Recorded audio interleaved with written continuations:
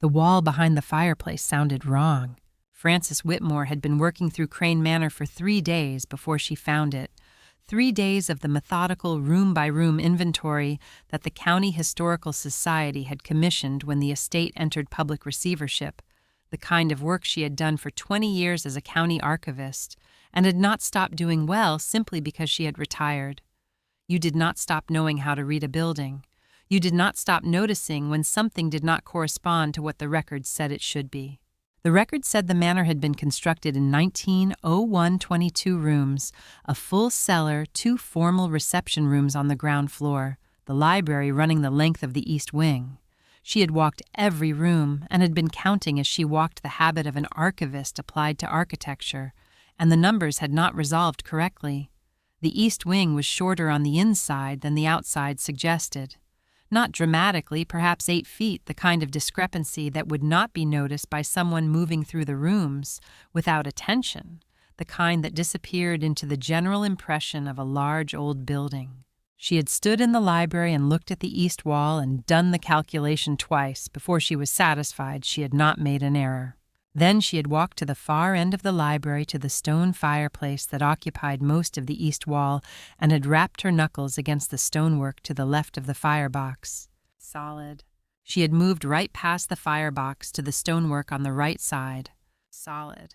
She had moved to the wall section beyond the fireplace, the section that should, according to the exterior measurements, contain the remaining 8 feet of the east wing's interior space. She placed her palm flat against the plaster and rapped her knuckles. The sound that came back was not stone, not the flat, dense return of plaster over fieldstone, which was what the rest of the library walls produced. This was a different register. A hollow quality contained the sound of a sealed space returning its own air. She moved 6 inches to the right and knocked again. The same register. 6 inches further. The same.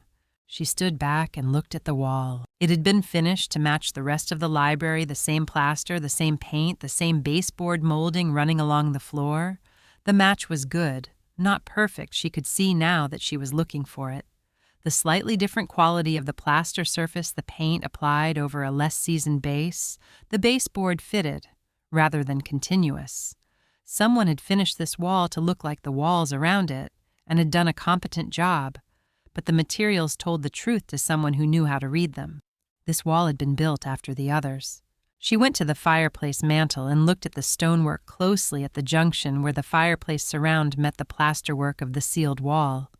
The mortar at the joint was a different generation from the fireplace mortar. Newer. Applied over the existing stonework rather than integral to it. And on the face of the stonework at the junction partially concealed by the joint, visible only because she was standing at exactly the right angle, with the late afternoon light coming through the library window at exactly the right direction, a small brass plate. She crouched and looked at it. 2 inches by 1 inch, the brass dark with age, the surface engraved with 4 characters in a plain serif font. DK 1931. She read it twice. A year.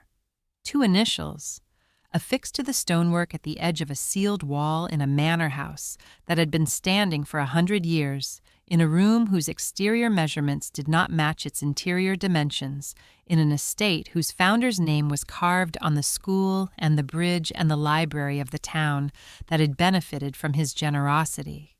DK, she did not know who DK was. She took out her notepad and wrote the characters down and drew a box around them. Archibald Crane had built this town's landmarks and had been remembered for a century as its benefactor.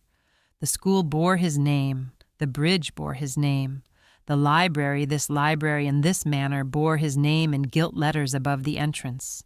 And in this library behind a wall finished to look like the walls around it was a space that someone had sealed in 1931 and had marked with 2 initials before the plaster went on. The year Archibald Crane's private accountant had died, Frances had not known that yet, standing in the library with her knuckles still warm from the rapping and the brass plate cold under her fingertip. She would know it by the following morning when she had spent an evening with the county death records and the Crane estate files. She would connect DK to Dorothea Kimball, who had served as Crane's private accountant from 1918 until her death in 1931, who had been described in her brief obituary notice as devoted to her employer's interests, whose personal effects had been listed in the estate inventory as transferred to family. No family had ever claimed them.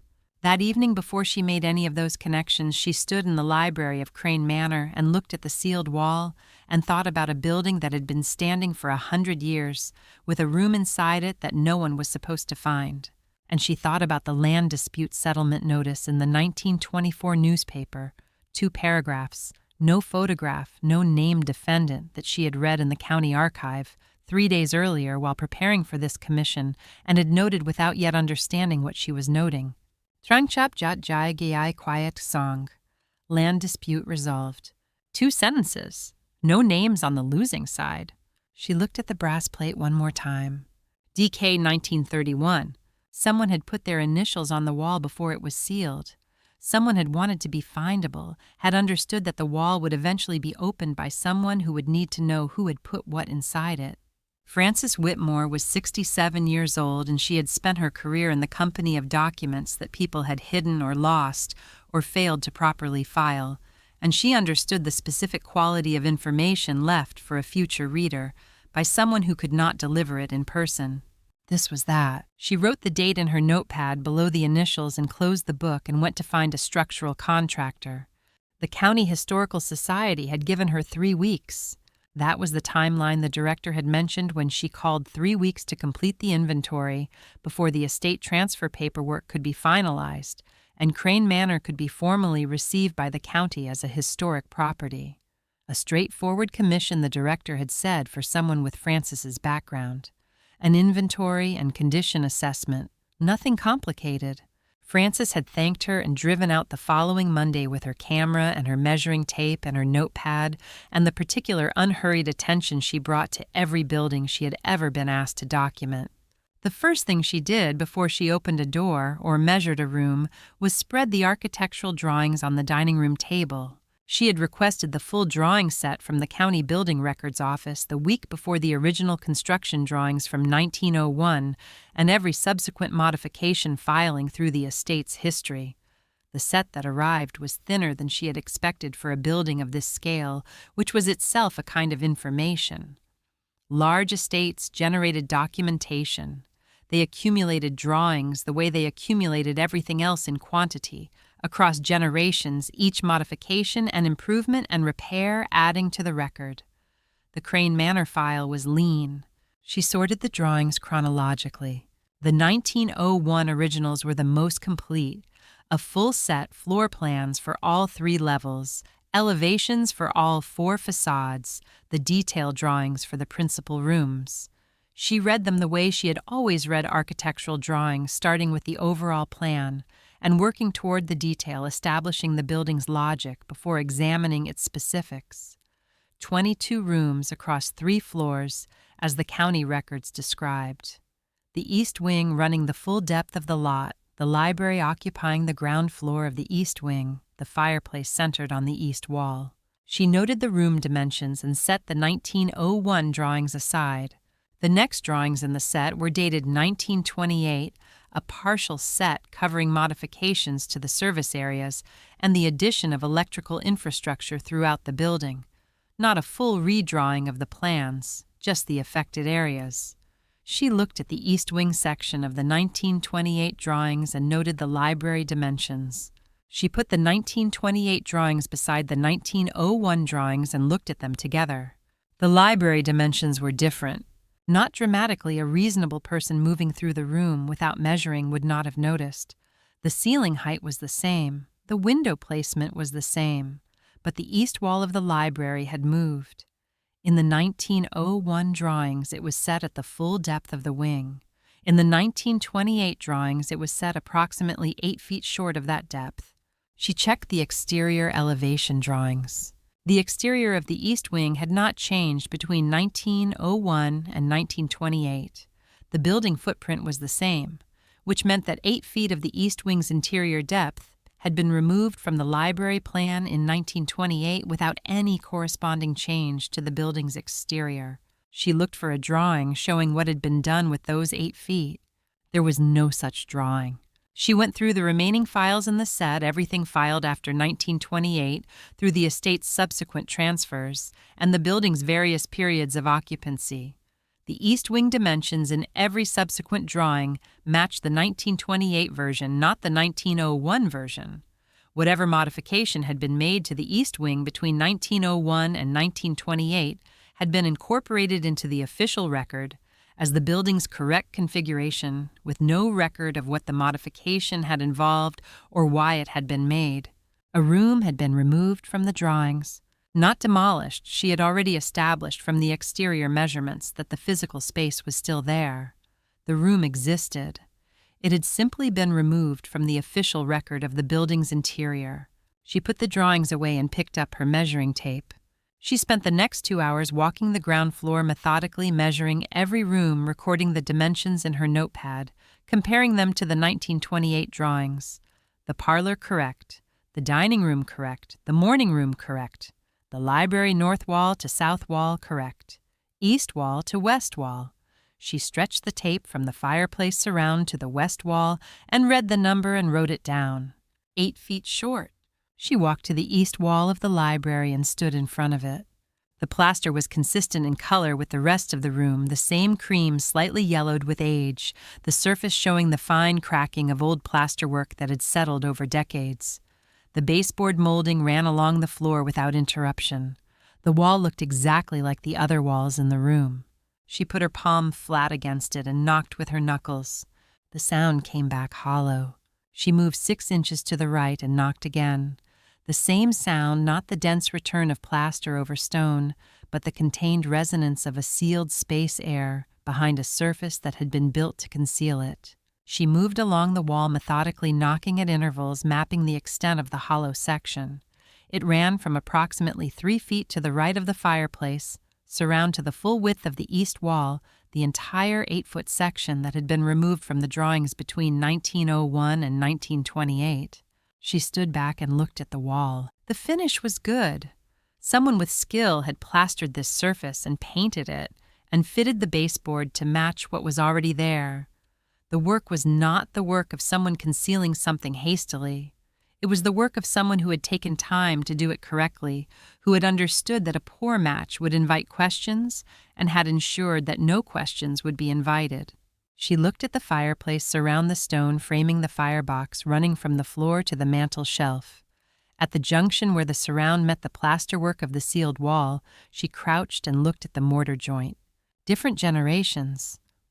The mortar of the original fireplace construction was old and settled.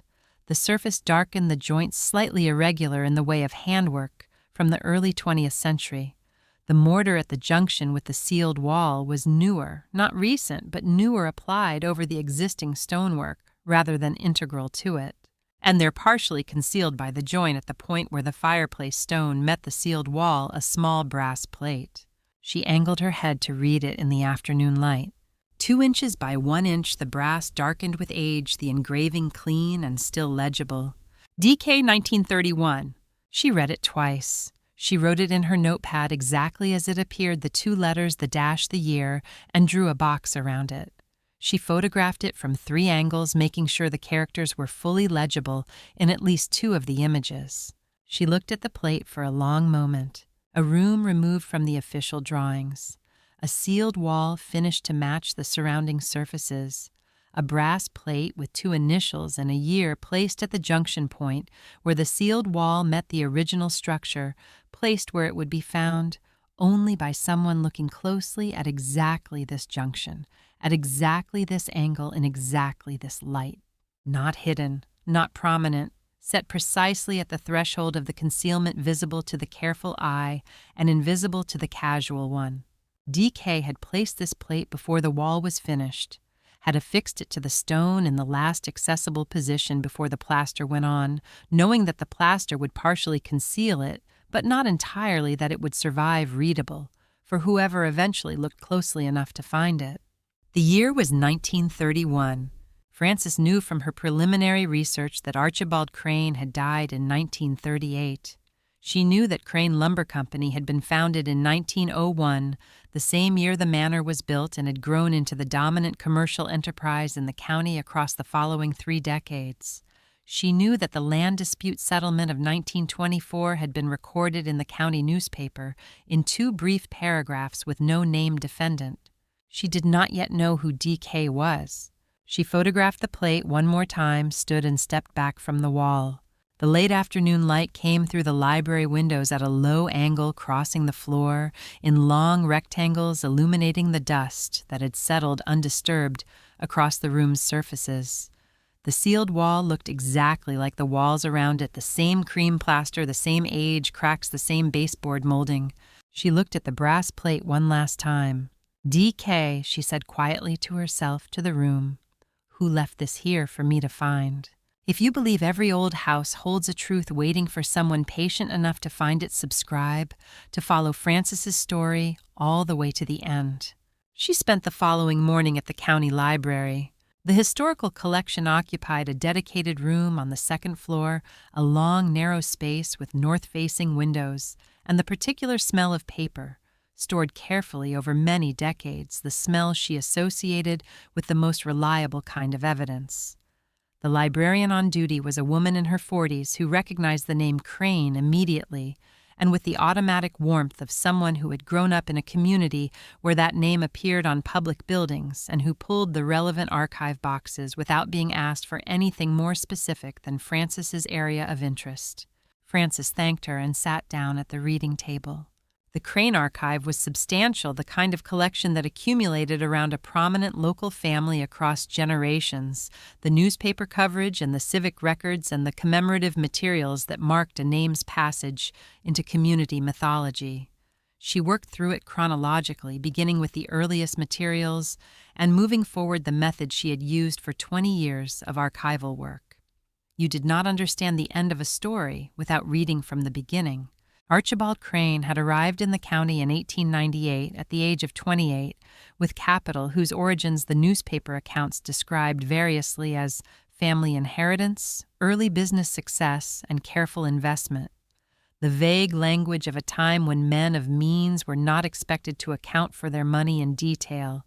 He had purchased land on the county's northern edge, had established Crane Lumber Company in 1901, and had begun the systematic acquisition of forested acreage across the following decade.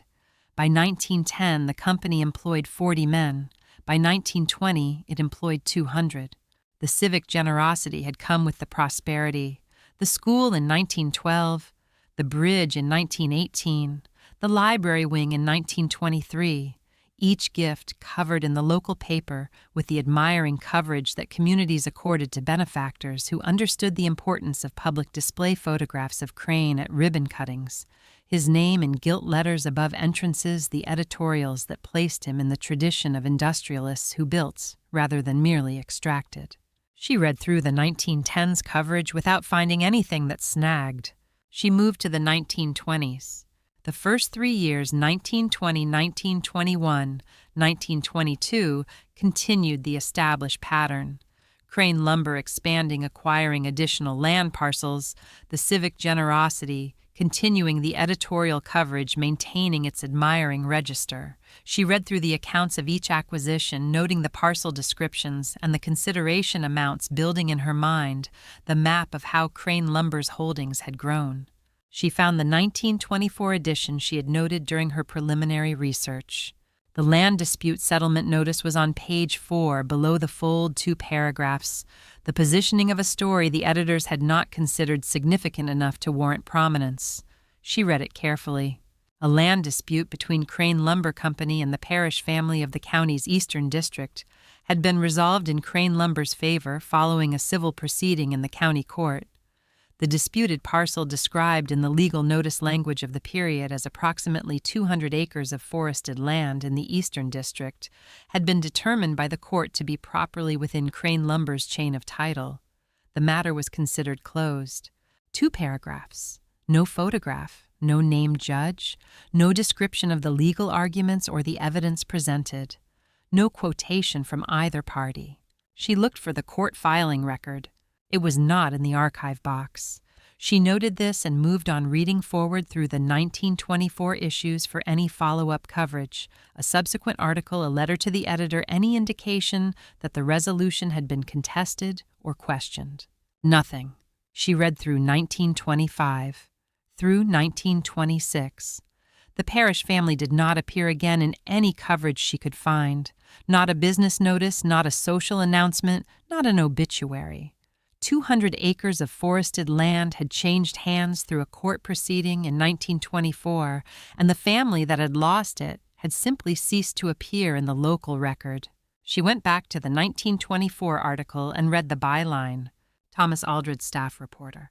She returned to the archive boxes and pulled the bound volumes for 1925 and 1926, and ran her finger down the byline index at the front of each volume.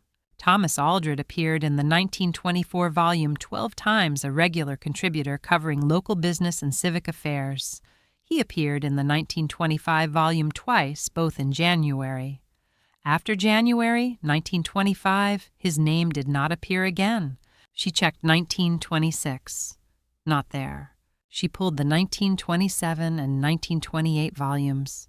Not there. She went to the librarian and asked if there was any staff record for the newspaper from the 1920s, any indication of why a regular contributor might have stopped filing after January 1925. The librarian checked the archive finding aid and came back with a thin folder. The newspaper had been locally owned through 1931, when it had been purchased by a regional publishing group. Staff records from the earlier period were incomplete. Thomas Aldred appeared in the employment records as a staff reporter hired in 1919 and listed as departed in February 1925. Reason for departure not recorded. Frances sat with the folder for a moment. A reporter who had covered the Parrish land dispute in October 1924 had stopped filing copy by January 1925 and had left the newspaper by February of the same year. No reason recorded. No subsequent appearance in any local publication she had found. She returned to the 1924 article and read it a fourth time. It was not simply short. It was constructed to be short. Every element that would normally appear in coverage of a significant land dispute had been omitted. No legal argument, no named representatives, no statement from the Parrish family, no indication of what evidence the court had considered or how long the proceeding had taken. The article reported the outcome, and nothing else in language that provided no surface for a follow-up question to grip. Someone had written the minimum required to establish a public record of the resolution, and the reporter who had written it had stopped writing 3 months later. She photographed the article and the byline and the 2 empty columns where 1925 coverage should have contained Thomas Aldred's name, and she wrote in her notepad, "Who decided what this article would say, and what happened to the reporter after he said it?" She closed the archive box and carried it back to the reference desk. Outside the library windows, the town's main street was visible in the October afternoon light. The school with crane carved above its entrance, the bridge visible at the far end of the street with the dedication plaque she had read on her first day in the county. The name on every public surface, the accumulated weight of a century of civic mythology. She walked back to her car and drove to Crane Manor. The sealed wall in the library was waiting. DK was waiting. And somewhere in the gap between a 2-paragraph settlement notice and a reporter who had stopped writing the shape of what had actually happened in 1924 was waiting to be found. The permit took 4 days. Frances had submitted the application to the County Historical Preservation Office on a Thursday morning, a formal request for permission to open the sealed wall section in the Crane Manor Library, supported by her architectural measurements, her photographic documentation of the brass plate, and a written assessment explaining why the discrepancy between the 1901 and 1928 drawings constituted sufficient grounds for structural investigation. She had written the application in the careful language of someone who had spent 20 years navigating institutional processes and understood that precision was more persuasive than urgency. The permit arrived by email on Monday afternoon. She had arranged the contractor in advance, the same firm she had used for the Hollis farm cellar work, the company 40 miles away, whose crew worked without commentary.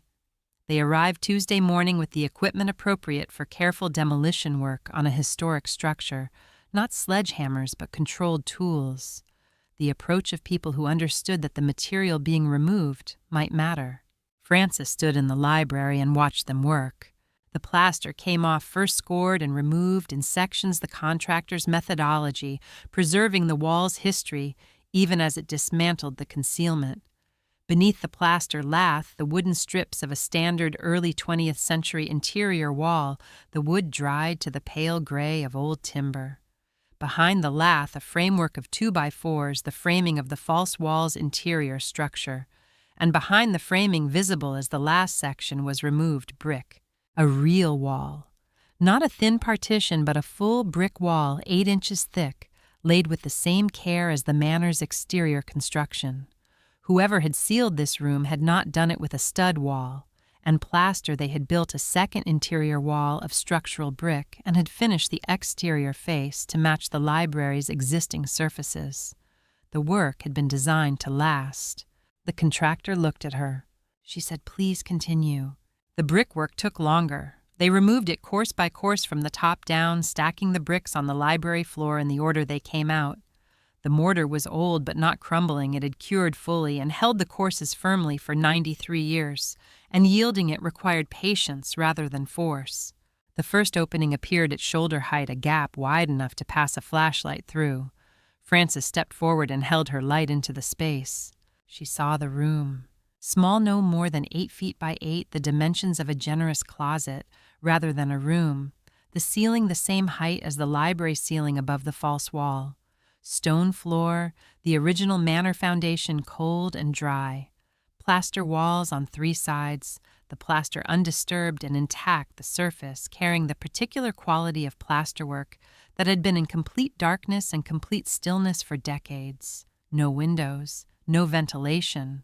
The air that came through the opening was cold and still, and carried the smell of long preservation stone and old wood, and something else underneath both of those, the specific dry mineral smell of a sealed space that had not exchanged with the outside world in living memory.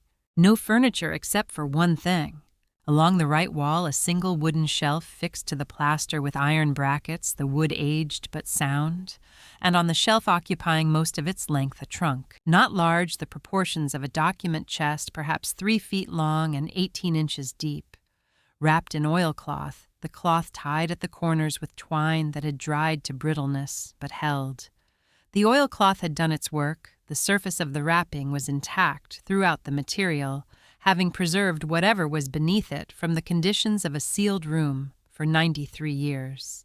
On the top surface of the oilcloth wrapping in a hand, she did not yet recognize a paper label had been affixed and lacquered over to protect it. The lacquer had yellowed, but held the paper in place, the handwriting beneath it still fully legible. For the one who asked the right questions? Frances read it twice. The contractor finished the opening to a size adequate for entry and stepped back. She went in alone, crouching slightly under the remaining course of brick at the top of the opening, her flashlight in one hand. The room was exactly what it had appeared through the opening, small, bare, the single shelf, and the oilcloth-wrapped trunk, and nothing else. No debris on the floor, no evidence of habitation or use. The room had been built, the trunk had been placed on the shelf, and the wall had been closed, and nothing had happened here since. She set her flashlight on the shelf beside the trunk and examined the oilcloth wrapping carefully before touching it. The cloth was intact at every seam. The twine at the corners had dried but had not broken.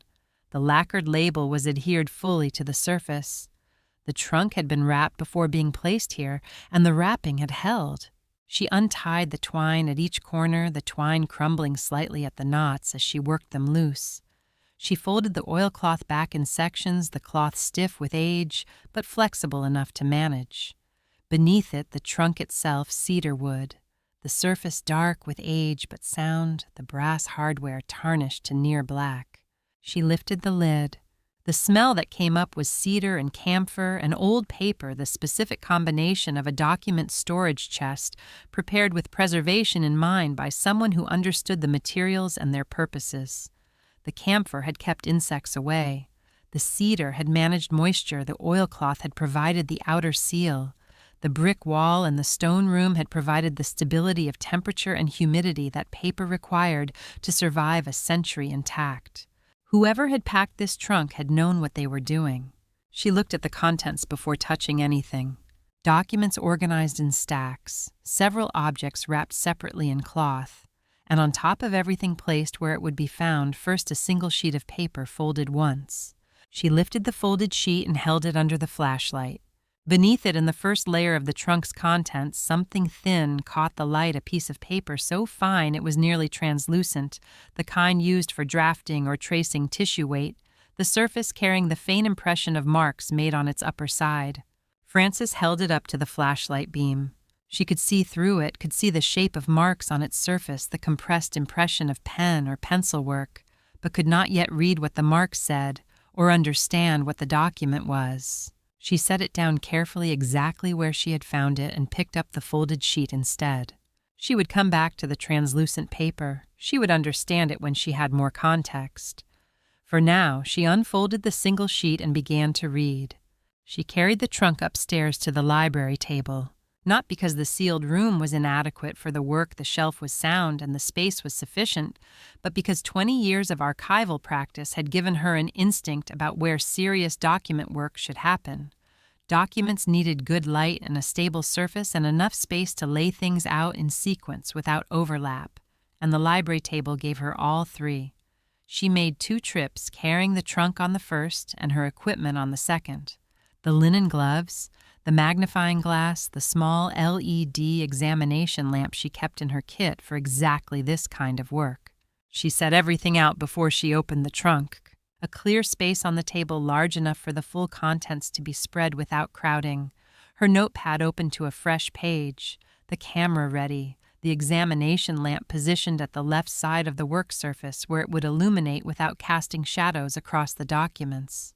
She had learned early in her career that the preparation of a workspace was not separate from the work. It was the first act of taking the work seriously. She opened the trunk. She had looked at the contents briefly in the sealed room, enough to establish their general character. Now she removed them methodically, item by item, setting each one on the table in the order it had been packed and photographing each item before moving to the next. The packing order was information. Someone had decided what should be found first and what should be found after, and that sequence was part of what the trunk was saying. The folded sheet she had already read Dorothea Kimball's brief introduction. The handwriting she now knew belonged to D.K., the sheet that had been placed on top of everything else so that whoever opened the trunk would understand, before they saw anything else, who had packed it and why.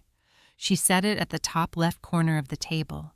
Next, a ledger bound in brown leather, the cover worn at the corners and the spine cracked from repeated use. She set it on the table without opening it and photographed it from above and from the side, recording its physical condition before examination.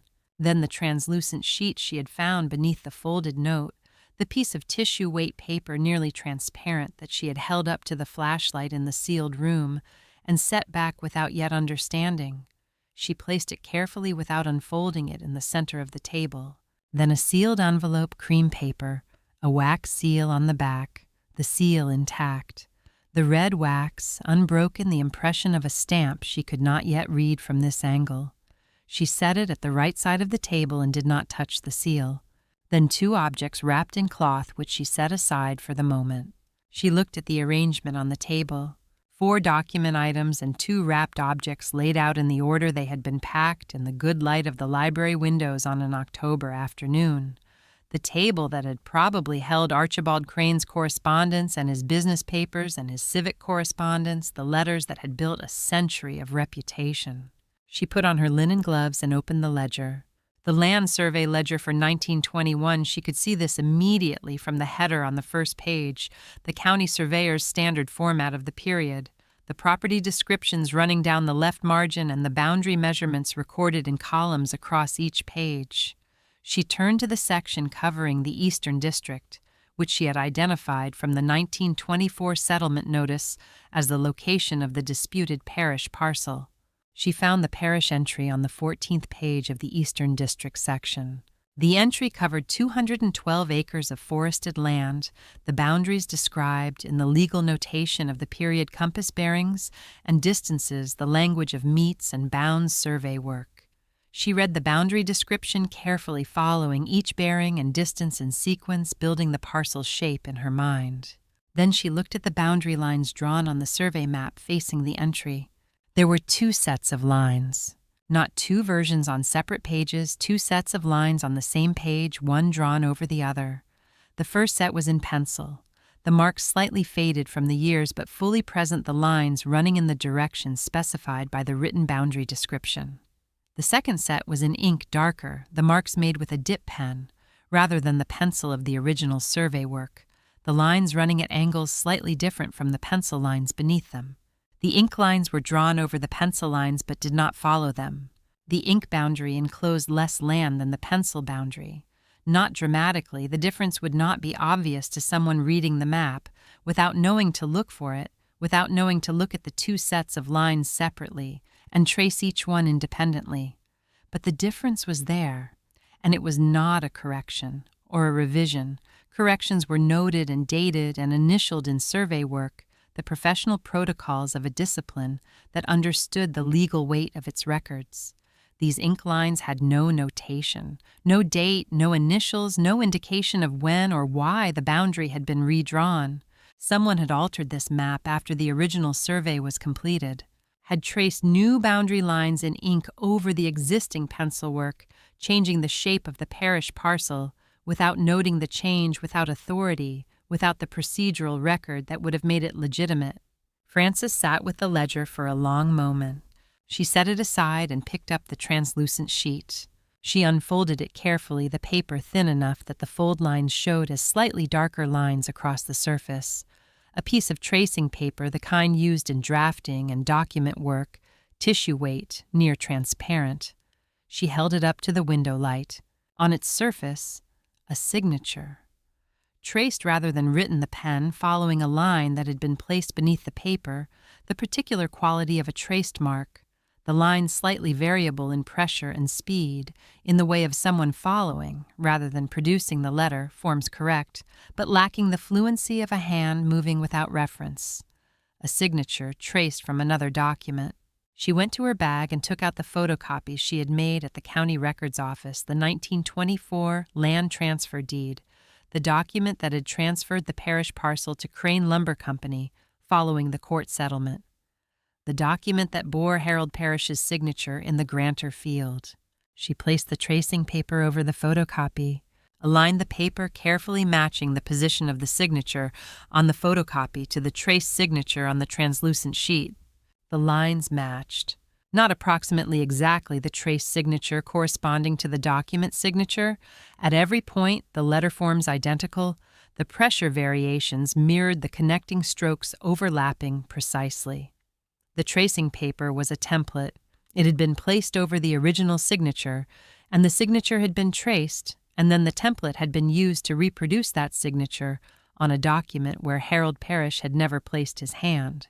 Frances set the tracing paper down. She closed her eyes for 1 second.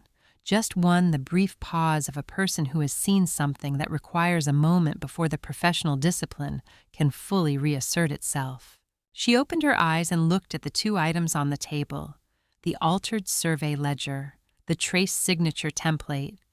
Taken together, they described a specific sequence. The boundary had been redrawn. To reduce the parish parcel, the reduced boundary had been entered into the transfer documentation, and Harold Parrish's signature had been forged on the transfer deed using a tracing template made from his authentic signature on an earlier document. The court had seen the altered ledger and the forged signature and had ruled in Crane Lumber's favor. Harold Parrish had lost 200 acres of forested land because a map had been altered and a signature had been traced, and a court had accepted both without question. She looked at the sealed envelope on the right side of the table, the red wax seal intact after 93 years. She could read the impression now in the good library light, a monogram DK, the same 2 letters as the brass plate in the fireplace junction. Dorothea Kimball had sealed this envelope herself. She reached out and touched the wax with one gloved fingertip. It was cold and solid and had held its seal for 93 years in a brick-sealed room beneath a false plaster wall. She set her hand back in her lap. Not yet. She had the ledger and the tracing paper and the shape of what had happened, and she needed to sit with that shape before she received whatever the letter contained. Dorothea Kimball had packed this trunk in a specific order for a reason, and the reason was that the evidence should be understood before the testimony was read. Frances understood the order. She would follow it. Archibald Crane built schools and bridges for the whole town, but on land taken from someone else. If you were Frances, what would you do next? Leave your thoughts in the comments below. She opened the envelope the following morning. She had left it on the library table overnight, had covered the trunk's contents with a clean cloth, and had driven back to the inn where she was staying, and had eaten dinner without tasting it, and had sat at the small desk in her room with her notepad, and had written down everything she had established so far in the careful sequential order. That was the only way she knew to hold a complicated thing steady in her mind. The altered survey ledger, the tracing paper template, the forged signature on the 1924 transfer deed, the 2-paragraph settlement notice written by a reporter who had stopped filing copy 3 months later, the brass plate set into the stone before the wall was closed. She had written it all out and had read it back to herself and had understood by the end of the reading that what she had was evidence of a specific crime committed against a specific family by a specific man, and that the evidence had been assembled and preserved by a woman who had witnessed the crime and had not been able to speak. She had understood this. She had not yet heard Dorothea Kimball say it in her own words. That was for the morning. She drove back to Crane Manor at 8 o'clock and sat at the library table with the cloth-covered contents and her examination lamp and her notepad, and she put on her linen gloves and she picked up the envelope. The wax seal was centered on the back flap, the DK monogram she had read the previous afternoon, the impression clean and still holding the detail of the stamp after 93 years in a sealed room. She worked the flap carefully using a thin letter opener to slide beneath the paper at the edge rather than breaking through the wax, preserving the seal intact. The flap came free. She unfolded the letter inside. 3 pages written on the estate's letterhead, Crane Manor, the address below it in smaller type. The paper cream and firm the quality stationery that had been standard in a household of Crane's means. The handwriting was precise and compressed the particular script she associated with professional women of the early 20th century who had learned to write quickly and legibly in environments where accuracy was a professional requirement. The hand of a bookkeeper. Every letter formed fully, no ligatures abbreviated the lines, ruled straight without a ruler. She read it from the beginning without skipping. My name is Dorothea Kimball. I have served as private accountant to Mr. Archibald Crane since 1918. I am writing this account on the evening of March 14th, 1931, which I believe to be the last occasion on which I will be able to set down what I have known and been unable to say. She paused on that sentence and read it again. The last occasion. Dorothea had died in 1931. She had confirmed this from the county records. She had written this letter knowing she was dying or knowing she was about to do something that would prevent her from writing again. She continued, on the night of October 3rd, 1924, I was working late in the estate accounts office when I observed Mr. Crane at the document table in the adjacent room. The door between the rooms was not fully closed. Mr. Crane did not know I was present. I observed him place a piece of tissue paper over a document and trace the signature visible through the paper onto the tissue paper. I subsequently understood from the documents I was required to process in the following days that the document bearing the original signature was a contract between Mr. Crane and Mr. Harold Parrish, dated 1921, and that the traced signature was used in the preparation of the transfer deed filed in the court proceeding of October 1924. Frances set the first page down on the table. She sat for a moment. Not long. She did not allow herself long, but enough. She picked up the second page. I am aware that what I observed constitutes evidence of fraud in a legal proceeding. I have not come forward with this information in the 7 years since I observed it.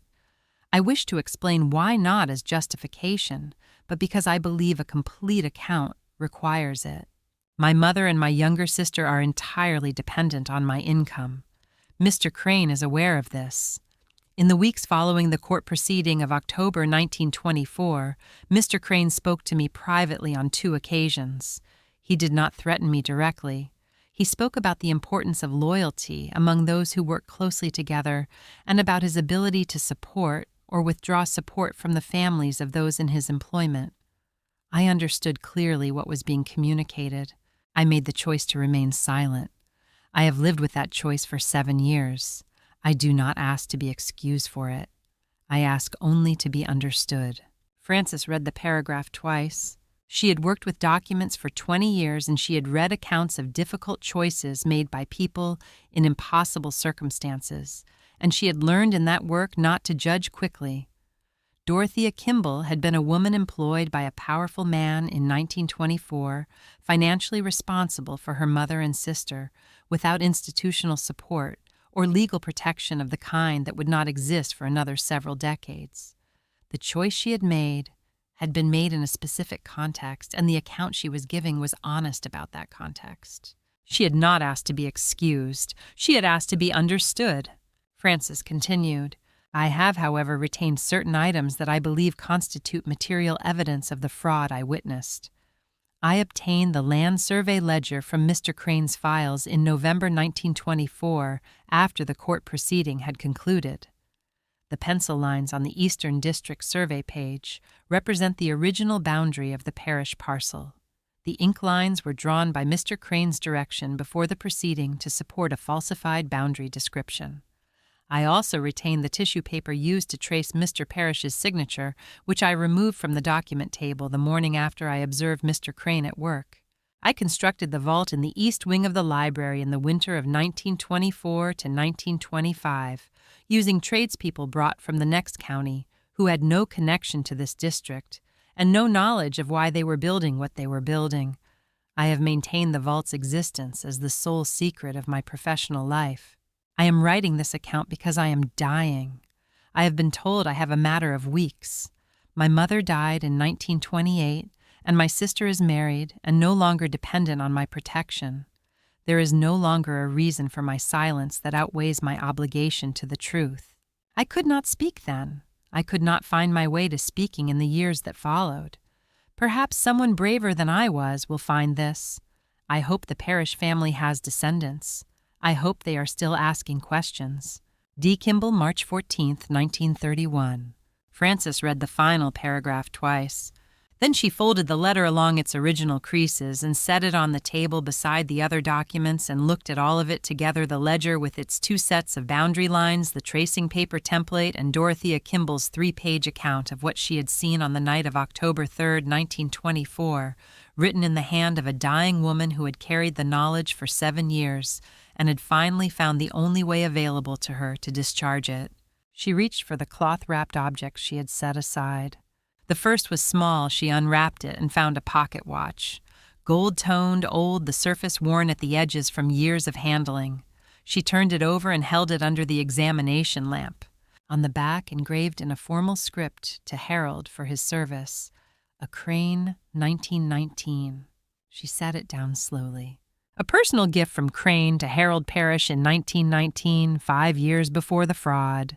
The watch of a man Crane had valued enough to give a personalized engraved gift, and then had defrauded of 200 acres 5 years later, and had kept the watch, had not sold it, had not discarded it, had placed it in the vault with the evidence of what he had done.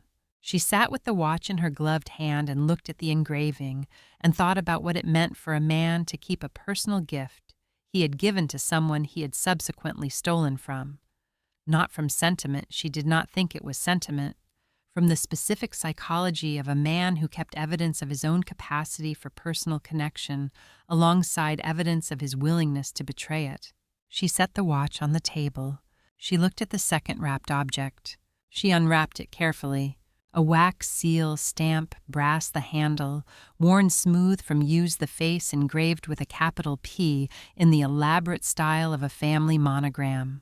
She turned it in her hands, feeling the weight of it, the particular solidity of an object made to last and used for a specific purpose across years. The Parrish family seal. She held it under the lamp and pressed it gently against her palm, not hard enough to mark the skin, but enough to feel the raised letters of the design. P. The family that had owned 200 acres of forested land and had lost it to a forged signature and an altered map and a 2-paragraph newspaper notice, and had been left with nothing except the testimony of an old man that no one believed. Frances sat at the library table of Crane Manor with Dorothea Kimball's letter and the tracing paper and the survey ledger and the pocket watch and the family seal all arranged before her, and she looked at each object in turn and understood what Dorothea had assembled. Not a hiding place, an archive. Everything required to establish the truth of what had happened in 1924, preserved in the conditions necessary for survival, organized in the order in which it should be understood left, for someone Dorothea had not known and could not name but had trusted with the specific faith of a dying woman doing the last thing available to her to come and find it. I hope the Parrish family has descendants. Frances put her notepad in her bag and her gloves in her kit and walked to her car. She had work to do. She found Owen Parrish through the county property records. The search took less time than she expected. The Parrish name was in the records attached to a single parcel of land in the Eastern District, a small holding that appeared in the tax rolls year after year under the same family name across 4 generations. The parcel was modest, the acreage consistent with a few acres rather than a farm of any scale. The remnant of something larger. She understood the piece that had survived, what the rest had not. She drove out on a Thursday afternoon. The house was at the end of a lane that branched off the county road without announcement, a small Cape Cod, the clapboard weathered to the gray of long exposure, the porch running across the front in the manner of a house built for sitting outside in the evenings. A kitchen garden at the side put to bed for the winter, the beds mulched and the stakes pulled. A wood pile under the eaves stacked with the precision of someone who had done this work for decades and had developed a system. The house of a man who lived carefully on what he had. She knocked. Owen Parrish opened the door and looked at her with the patient wariness of a man in his 70s who had learned not to assume that a stranger at his door was bringing something good. He was tall, slightly stooped, the stoop of someone who had worked with his hands for years and carried the work in his posture. His eyes were clear and steady. She introduced herself. She said she had been working at Crane Manor. She said she had found something she believed belonged to his family. He looked at her for a moment. Then he opened the door wider and said, "Come in." The kitchen was the room. They ended up in a practical kitchen. The surfaces clear, the organization of a person who lived alone and had reduced their environment to what was necessary and maintained it with attention. He put the kettle on without asking, and she sat at the table and set her bag on the floor beside her chair. She had thought about how to begin this conversation on the drive over. She had considered beginning with the historical context, with what she had found in the vault with Dorothea Kimball's letter, with the altered survey ledger. She had considered giving Owen the full account before showing him anything physical, so that the objects arrived with their meaning already established.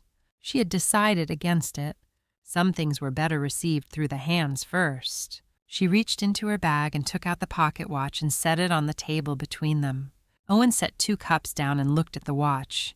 He did not sit immediately. He stood at the edge of the table and looked at it the way you looked at something you recognized and were not certain you were recognizing correctly, with the particular careful attention of someone who did not want to be wrong about what they were seeing. Then he sat down. He reached out and picked up the watch. His hands were the hands of a man who had worked outdoors for most of his life broad. The skin weathered the knuckles slightly enlarged. They were steady as he lifted the watch, and then not quite steady, the fine tremor of someone receiving something their body had understood before their mind had caught up. He turned the watch over. She watched him read the engraving on the back. She watched his face as he read it, the expression of someone encountering something familiar in a context that changed its meaning, a recognition that arrived with weight rather than pleasure.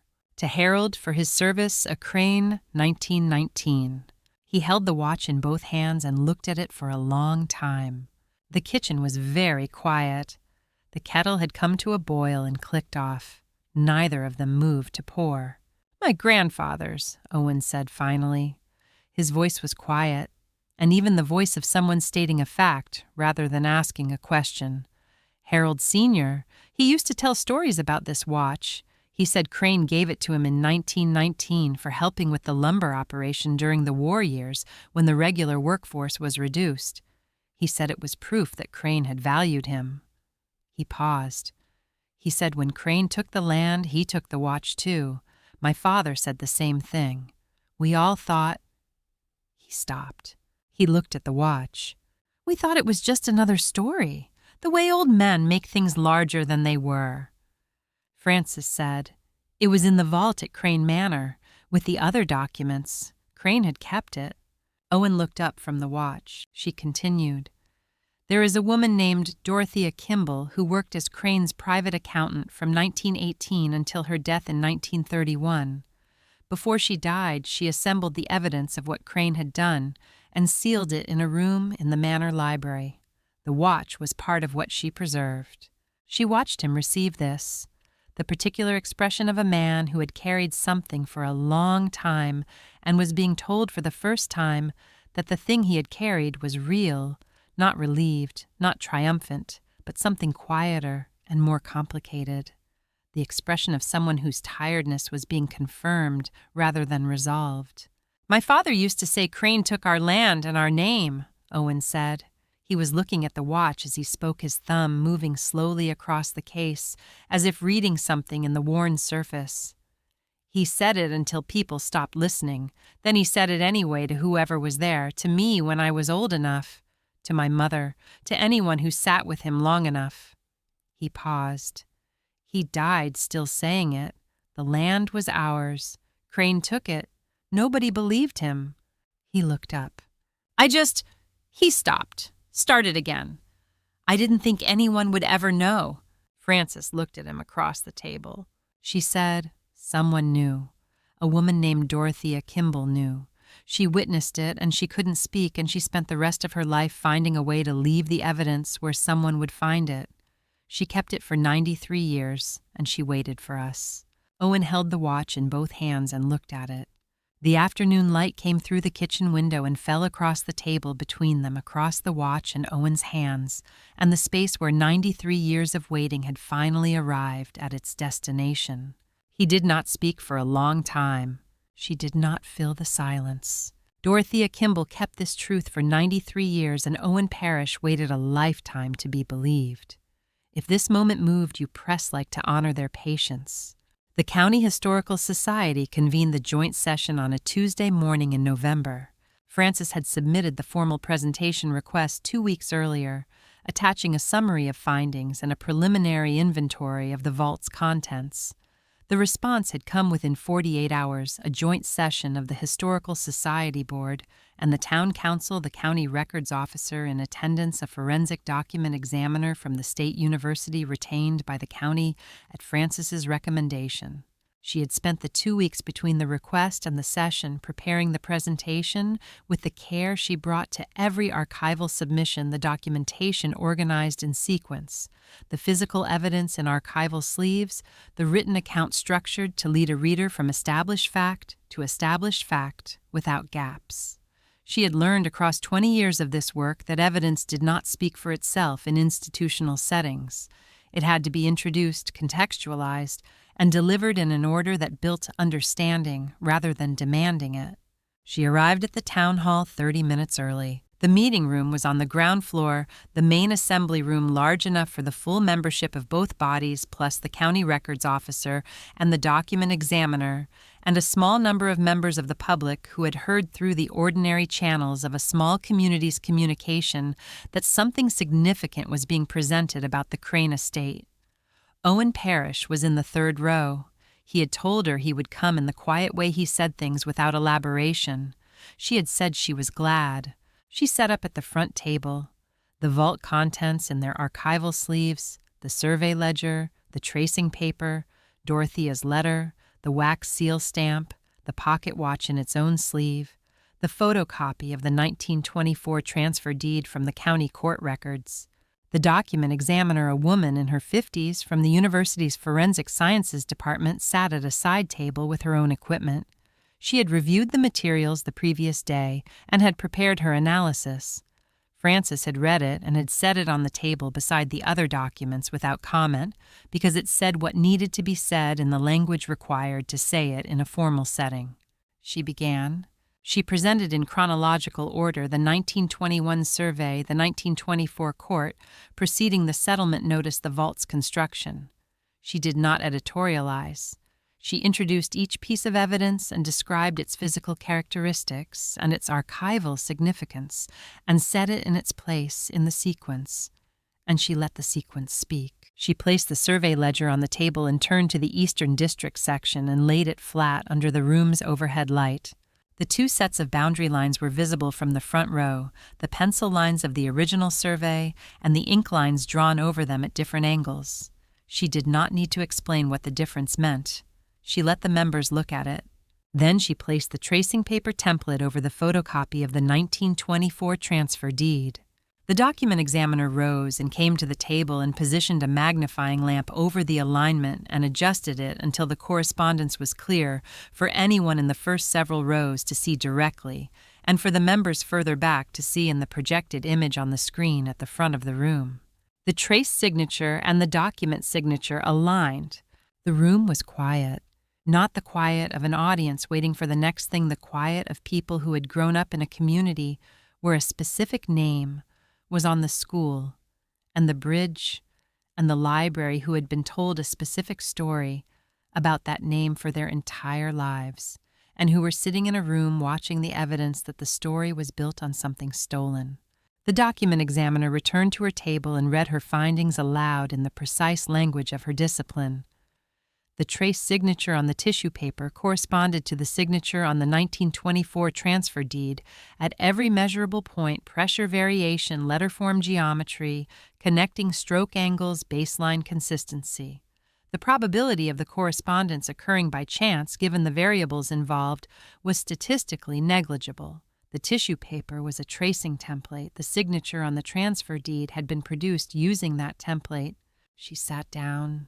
Frances read the relevant sections of Dorothea Kimball's letter, not the full account, but the passage describing what Dorothea had witnessed on the night of October 3rd, 1924, and the passage explaining why she had not come forward at the time.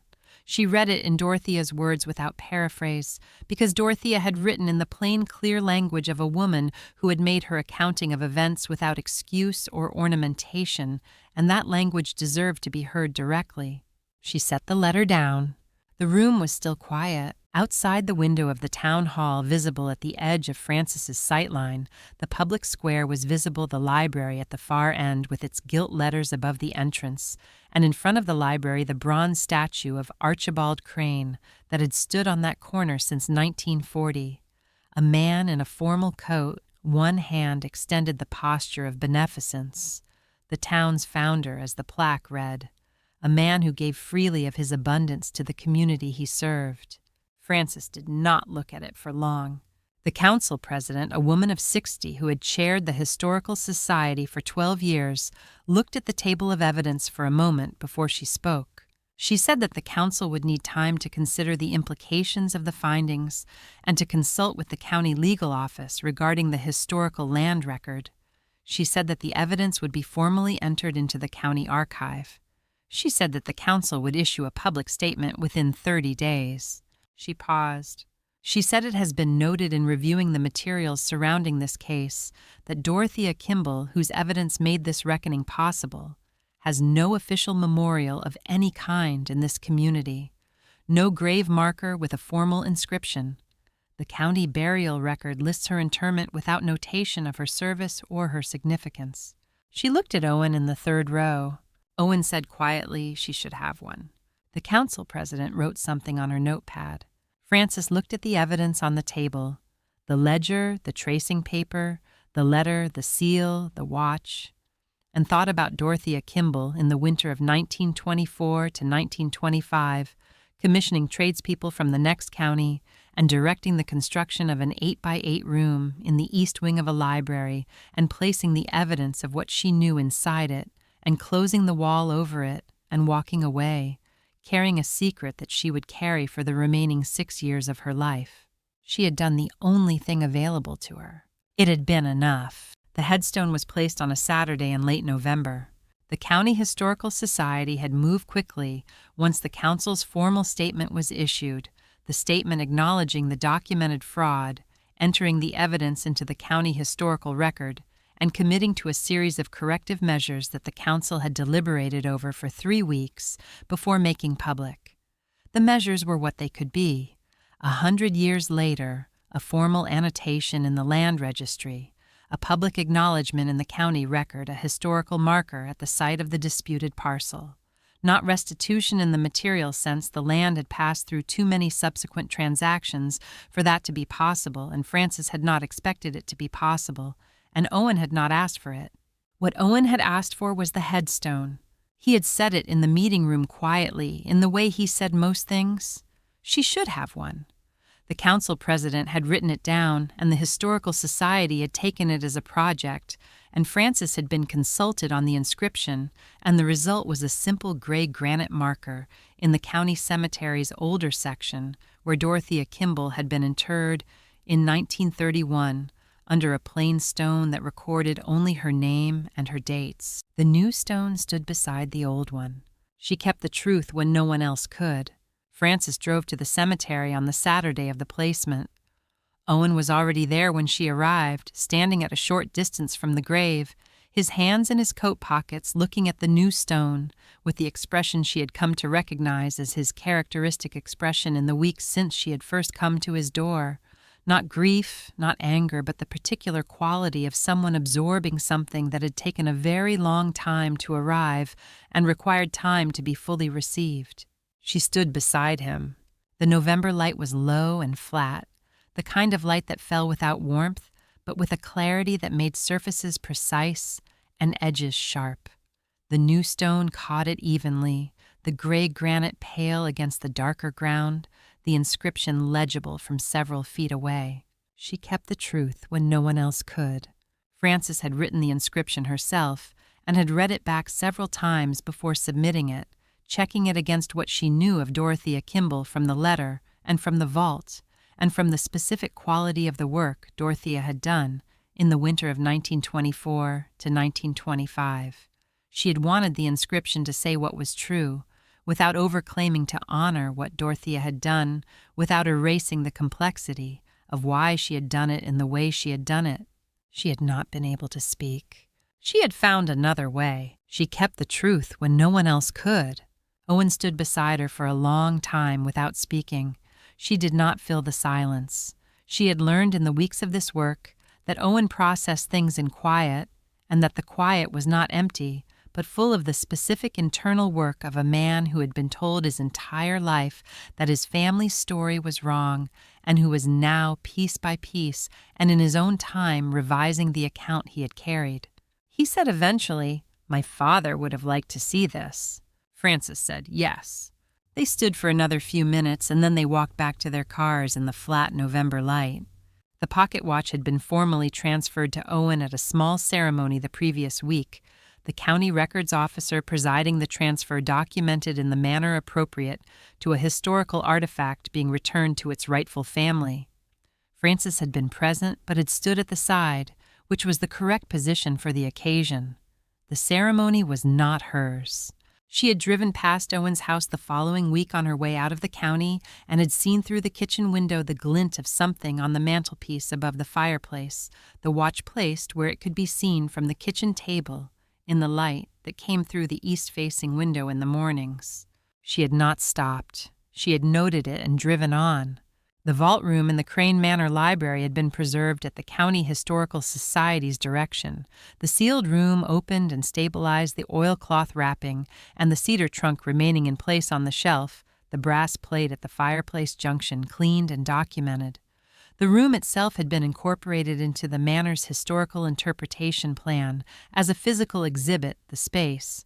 As evidence, the architecture of concealment made visible the 8x8 room that Dorothea Kimball had built with tradespeople from the next county and had filled with the documents of a crime and had sealed with brick and plaster and a small brass plate that said D.K. in 1931. The room was its own testimony. Visitors to the manor would be able to stand in the library and look through the opening in the east wall and see the shelf and the trunk, and understand in the way that physical spaces communicated, understanding that documents sometimes could not what it had meant for a woman to build a room and fill it and seal it and trust it to outlast her. Frances drove back to the city on a Sunday afternoon in late November, the vault's contents in archival storage at the County Historical Society, the formal documentation complete, the work finished. She thought about Dorothea Kimball on the drive, had thought about her often in the weeks of this work, in the way you thought about someone whose decisions you had examined closely and whose motivations you had tried to understand without judgment. A woman who had witnessed a crime and had not been able to speak, and had spent 6 years finding a way to leave the evidence where it could be found, who had built a room and packed a trunk and written a letter and sealed a vault, and trusted with no evidence that the trust was warranted, with no way of knowing how long the trust would need to hold that someone would come. 100 years. The trust had needed to hold for 100 years. It had held. Archibald Crane built a legacy on stolen land, and for 100 years that land was silent, until the day someone asked about an empty room behind a fireplace, and the land finally spoke. The truth has been returned, but there are more old houses waiting to tell their stories. The next story is waiting for you in the playlist right here.